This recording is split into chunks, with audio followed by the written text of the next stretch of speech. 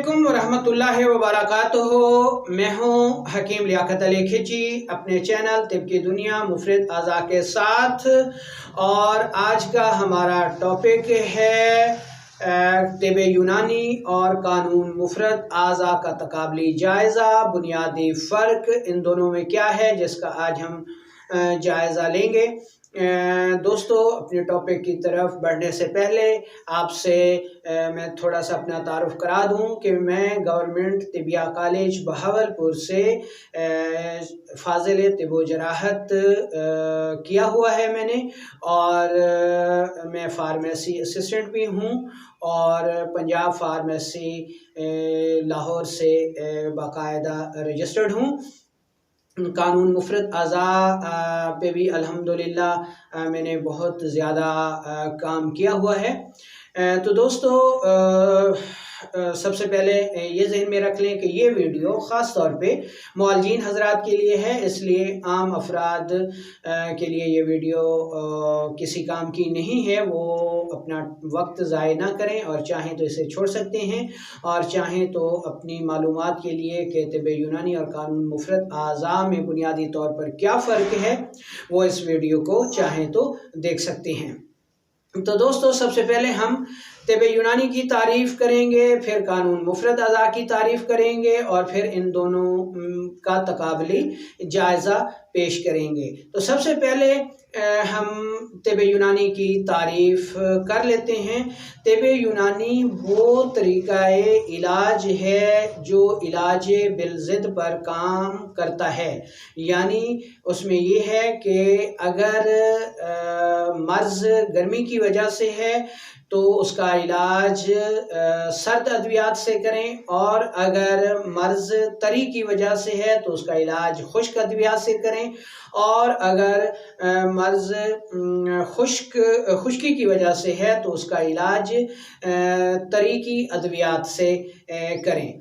और इसमें सबब मर्ज़ जो है वो ये माना जाता है अखलात के बिगाड़ को, यानी जब अखलात में बिगाड़ वाक़ई हो जाए तो मर्ज़ पैदा हो जाता है, और ये मर्ज़ जो है वो इलाज वो बिलज़िद के असूल पे पैदा होता है। इसके लिए उसका इलाज भी इलाज बिलज़िद पर किया जाता है, यानी तरी का इलाज खुश्की से और खुश्की का इलाज तरी से।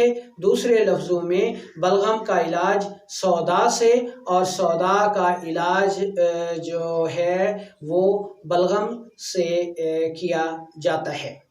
तो ये तो हो गई तिब यूनानी की तारीफ़।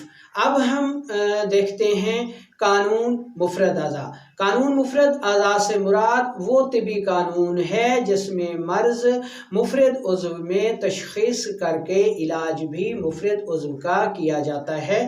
ये तरीक़ा इलाज हकीम इनकलाब जनाब दोस्त मोहम्मद साबिर मुल्तानी साहिब रहमतुल्लाह अलैह ने पेश किया, इसलिए उनके नाम की निस्बत से इसे तिब साबिर भी कहा जाता है, और आम फहम इसका नाम कानून मुफरद अज़ा है। यानी अगर आसाब में मर्ज़ है तो हमें जो अद्वियात देना होंगी वो कल्बी या उज़लाती अद्वियात होंगी, और अगर कल्ब या उज़लात में सोजिश हो गई है, मर्ज़ पैदा हो गया है, तो हम जो असूल इलाज देंगे वो गुदी अद्वियात होंगी। और इसी तरह अगर मर्ज़ जिगर व गुदद में पैदा हो गया है तो हम इलाज के तौर पर आसाबी अद्वियात देंगे। ये बुनियादी तौर पर कानून मुफरद अज़ा का फार्मूला है। अब हम इन दोनों का तकाबली जायज़ा पेश करते हैं। दोस्तों, तिब यूनानी एक फितरी तिब है, लेकिन असूल इलाज में हम ये देखते हैं कि तरी का इलाज खुश्की से किया जाता है। यहाँ तक तो बात बिल्कुल ठीक है, यानी बलगम का इलाज सौदा है, लेकिन सौदा का इलाज बलगम या खुश्की का इलाज तरी हरगिज़ नहीं हो सकता।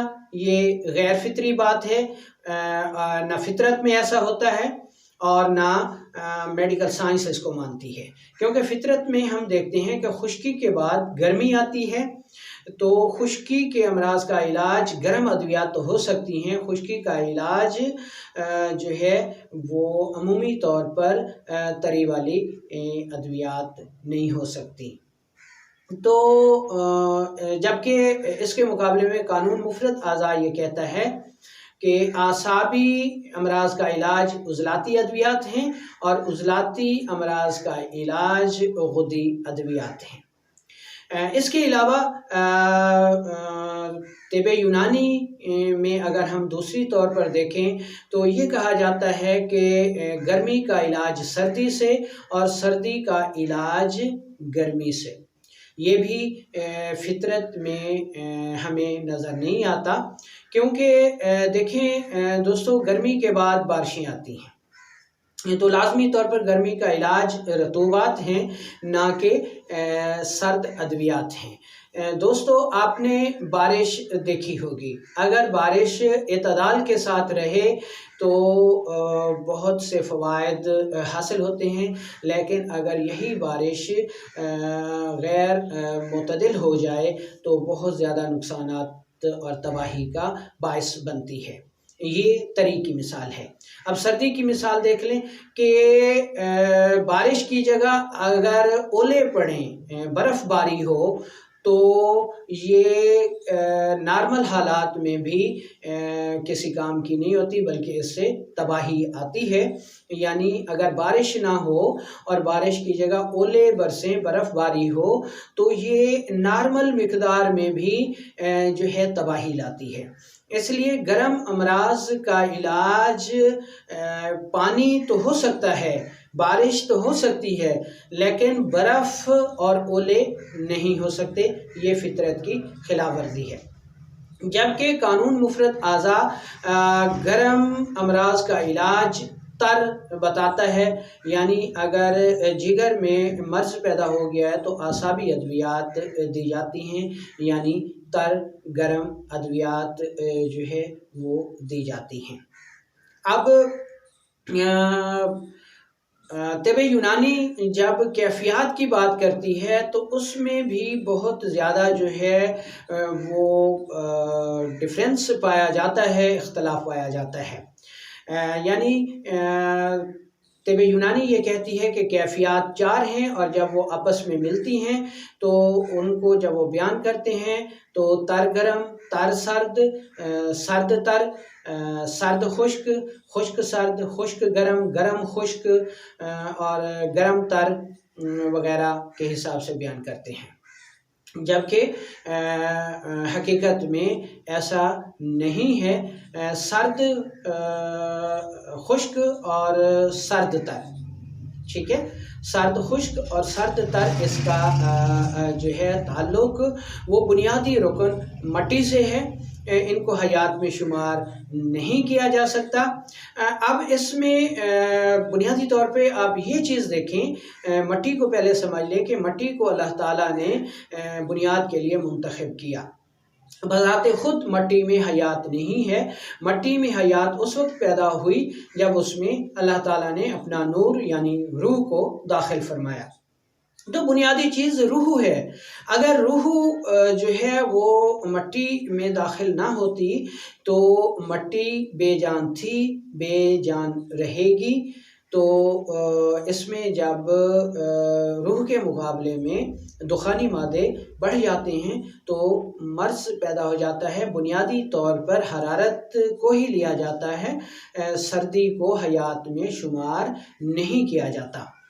तो इसके मुकाबले में कानून मुफरद आज़ा जो है वो आज़ा की बात करता है। अगर हम तिब यूनानी पे बात करें कि अखलात के बिगाड़ का नाम जो है वो मर्ज रखा गया है, तो यहाँ पर सबसे बड़ा तिब यूनानी पे ये इतराज़ उठता है, माजी में भी इतराज़ उठाया गया कि अगर अखलात में बिगाड़ पैदा होता है तो हमें जिस्म खून में दिखाएं कि अखलात कहाँ पड़े हुए हैं।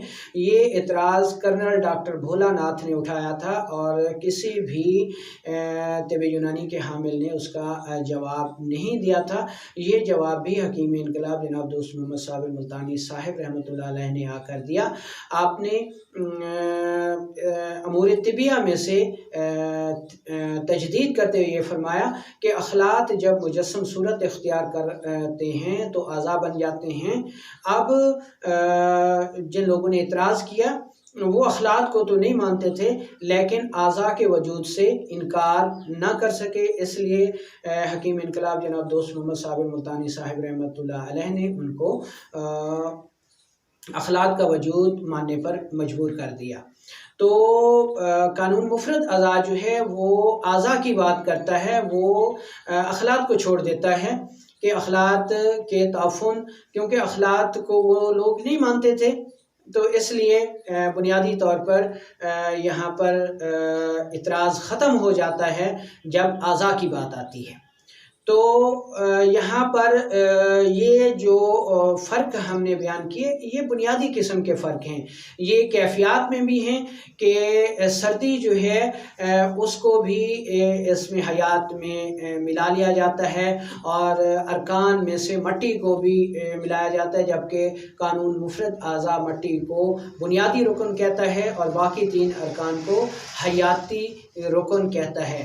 इसी तरह आज़ा में भी यही बात है कि हड्डियों को कानून मुफरद आज़ा जो है वो बुनियादी उज़्व कहता है और बाकी 3 को हयाती उज़्व कहता है, दिल, दिमाग और जिगर को। तो ये बुनियादी तौर पर चंद अहम नुकात हैं जो कानून मुफरद आज़ा को तिब यूनानी से अलग करते हैं। यानी इसमें सबब मर्ज़, असूल इलाज और तरीक़ा इलाज, यानी जिस तरह तिब यूनानी का तरीक़ा इलाज इलाज बिलज़िद है लेकिन वो फितरत और साइंस की कसौटी पर पूरा नहीं उतरता कि आप बलगम का इलाज तो सौदा से कर सकते हैं लेकिन सौदा का इलाज बलगम से नहीं कर सकते। यानी तरी का इलाज खुश्की हो सकता है लेकिन खुश्की का इलाज तरी नहीं है, बल्कि खुश्की का इलाज जो है वो गर्मी है। इसी तरह गर्मी का इलाज सर्दी से और सर्दी का इलाज गर्मी से, ये भी फितरत से साबित नहीं है। वो मैंने आपको बारिश और ओलों की मिसाल से समझाया है। तो उम्मीद है कि तिब यूनानी और कानून मुफरद आज़ा में जो बुनियादी फ़र्क है वो आपको समझ आ गया होगा।